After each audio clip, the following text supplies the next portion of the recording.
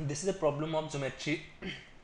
Here it is given that the radius of the incircle of a triangle is 24 centimeter. So let's draw a triangle.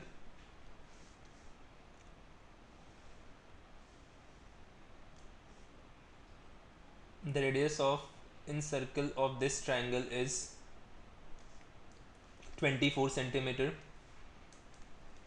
and the segment into which one side is divided by the point of contact are 36 centimeter and 48 centimeter.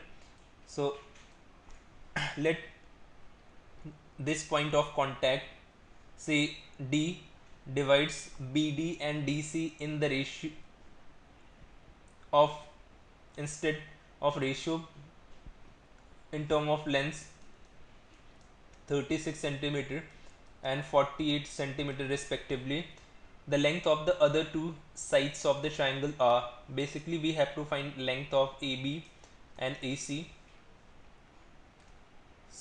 We know that tangents drawn from the same point on a circle are of the same length, which means if this is E and this point of contact is F, BE will be 36 and CF will be 48. Similarly, these two length, that is AE and AF, will also be of the same length. Let's say it is X. So the length of AB is 36x and length of AC is 48 plus x. Now one thing we can note here, that the difference between the sides AB and AC will be 12 of 12, and if we look at options, there is only one option in which the difference between these two sides is of 12, so that option has to be our answer, that is option C. So instead of following the typical or traditional method to solve this problem, if we do this observation, we can reach to answer in no time.